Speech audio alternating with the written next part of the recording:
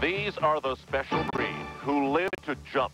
They spend their days buckling up for the ride of a lifetime, a ride without wings that brings a special look to their faces and tensions to their mind.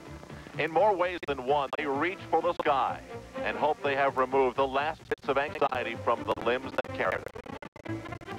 In Innsbruck, it seems as though they'll land right on Main Street. They know a feeling few of us will ever know. These ski jumpers know what it's like to fly.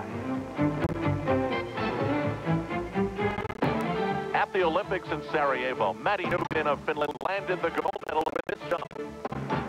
And he's still flying, leading the way in Innsbruck, Austria, at the World 90-meter Ski Jumping Championship.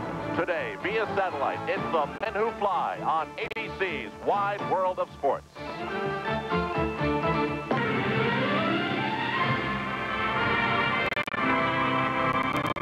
The breathtaking Alps of Austria, covered by ice and snow that has been here for years, and as an arena for sport, the holder of memories that will last much longer. These song-inspiring mountains may look familiar, as this is how ABC came on the air with Jim McKay's welcome at the 1976 Olympic Games. The hills are alive around Innsbruck, Austria, with the athletes of 37 nations gathered for the opening of the 12th Olympic Winter Games. This was Innsbruck 1976. Snow on the mountains, schnapps in your glass, the Wiener Schnitzel, the Lederhosen, the skis. The opening of the games that year drew 50,000 fans. The ski jump stadium known as Bergerud. They came to see the athletes who tried to be swifter, higher, and stronger. And now, 9 years later, it is time to return. Welcome to Innsbruck 1985 and the World 90-meter Ski Jumping Championship. The two torches that once burned here are cold now, chilled by the coldest winter Europe has seen in 40 years. But the fact that they burned at all for the 1964 and 76 games creates a special aura and feeling here at Bergerud. The former participants in the 76 games, Franz Klammer and his great downhill run, and Karl Schnabel, who was the best jumper on this 90-meter hill. Of course, all this is enhanced by the city of Innsbruck, and it creates a situation in which the ski jumpers' adrenaline will flow like the Tyrolean beer will for the fans.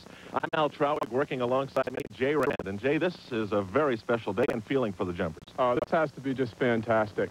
The jump itself is beautiful. It's got a great stadium. The takeoff speed is excellent.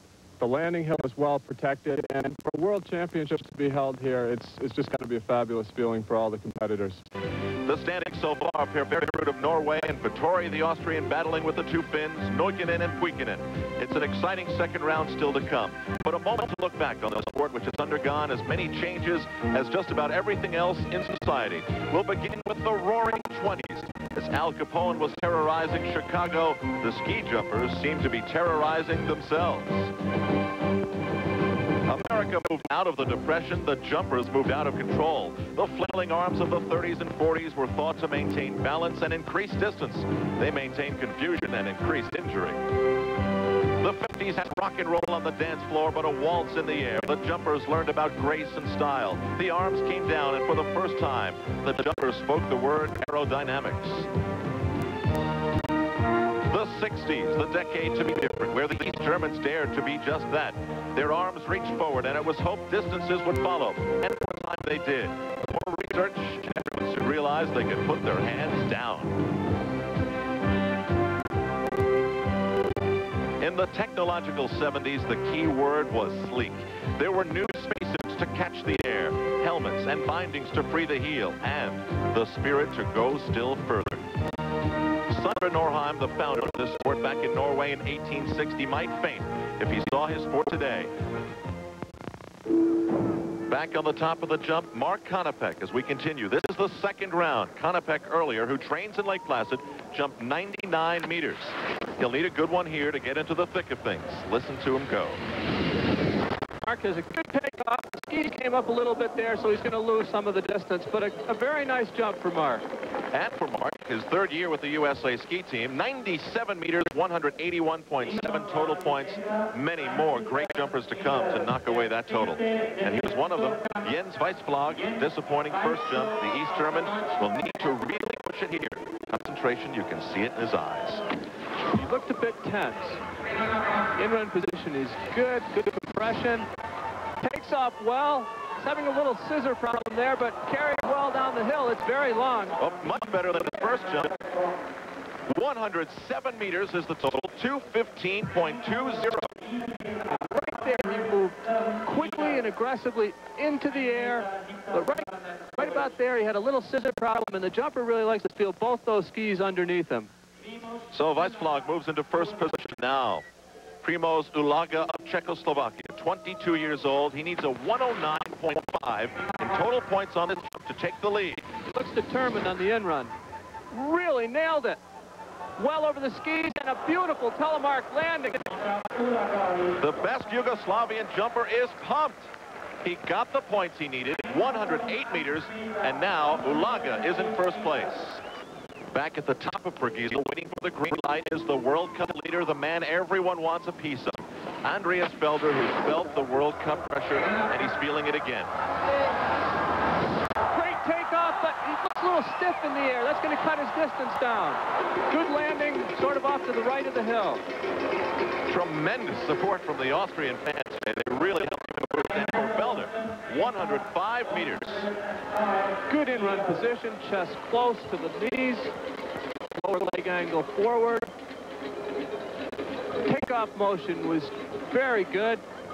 But right here, it looked like he stiffened up a little bit, and he needed a little bit more curve of the body. That's where he's losing it. This has got to be disappointing for him. Jari Parma, 22, from Seladna, Czechoslovakia. He was fifth after the first round, and he's going to need a jump in the neighborhood of 105, 106, or somewhere in that neighborhood to take the lead here. Plus a lot of style. Great snap. Oh, beautiful play. Well over the skis. The judges have to like that. Jari Parma takes the lead. 107 meters, 112.2 on that jump. The total points, 220.6. That's the best so far. He approaches the takeoff beautifully. Explosive move into the air, and it's just a flawless flight. Look at that. Poetry in motion. Slight scissor toward the end of the flight, but a beautiful telemark landing and a steady ride through the curve. So Parma the leader, but still the big guns to come. It should be quite a finish.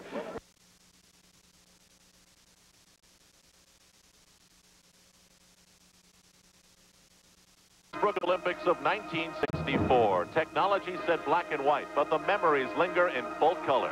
Terry McDermott was the only American gold medalist, winning the 500-meter speed skating race. In this, the first Olympics ABC brought to America.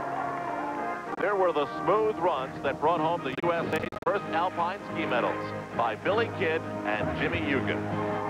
And there was the unbeatable pair of Belousova and Protopopov from the Soviet Union, who later married.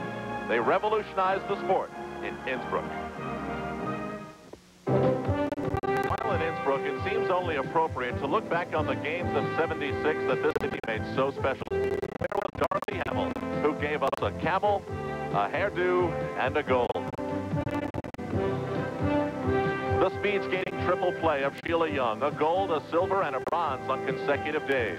The pulse-quickening run of Franz Klammer, who proved a human can go to the edge and beyond. On the downhill at Innsbruck, and by 1/3 of a second, he had the golden day of his life. There was the dogged determination of then 20-year-old Bill Koch, whose strides carried him 30 kilometers, a silver finish that gave the United States the first ever medal in cross country. And there was the drama at Bergerud, where we are today. Karl Schnabel looked down on his countrymen, whose banners pleaded for victory. And then he let her rip, as Art Devlin told us on that frozen day in Innsbruck, Austria. Schnabel off right on the button, hitting it beautifully, stretching it on downhill, a long jump. Not a long jump, but the longest of all. For Karl Schnabel, it was a gold medal. And for the people of Austria and the world, a chance to see another reason why it can be so special to win in Innsbruck.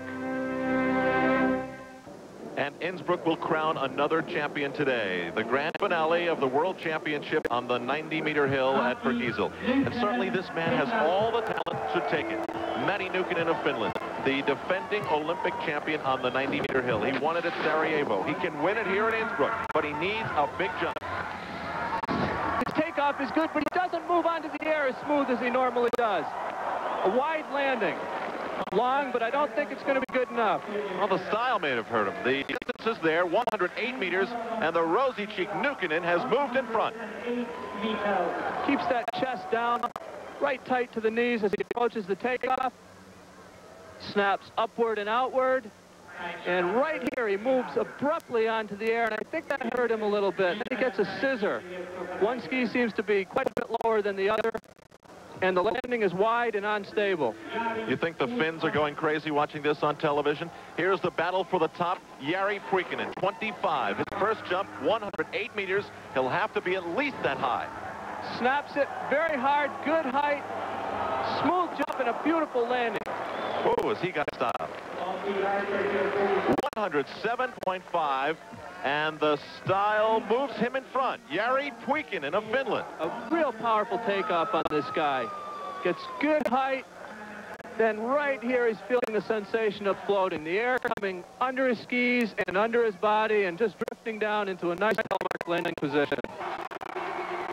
You can hear the bells in the background. The crowd is ready to welcome Ernst Vettori into the air. The future of the Austrian ski team needs 108.5 points to take the lead. He looks a little late. He's having some trouble there. Very unstable in the air.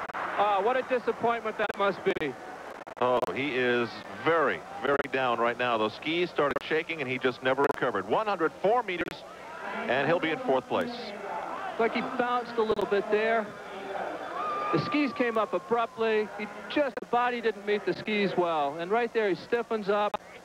And there's not much he can really do with it except get as much out of it as he can. Usually so good in the air, but not today for Vettori. To become the world champion, Per Bergerud, the leader after the first round, needs 107.2 points. Really hit it well. Nice angle in the air. Good landing. A little unsteady, but I think that might do it for Per. It has, Jay. He jumps for joy, the world champion. The veteran who almost retired after Sarajevo, Per Bergerud. Enters the air very nicely. The upper body low. Look at that. Right up over the city of Innsbruck to victory. One more time, the world championship jump. Great snap. Beautiful body position. A lot of ankle lean with a slight bend at the waist. Beautiful aerodynamic position. And the Norwegian fans are celebrating here at Bergerud, the world champion. And remember to look closely if you ever happen to be at the airport in Oslo, Norway, and ask the name of the man who hands you your boarding pass. You may just be shaking hands with a world champion. Per Bergerud, the world champion in Innsbruck, Austria today. And a check of the final standings sees Bergerud's margin of victory at 1.2 points. And how about those Finns right down to the wire? Puikonen and Nykaenen, second and third. The Austrian fans disappointed by the fifth-place finish of Vettori. Once again, a fabulous time in Austria. They certainly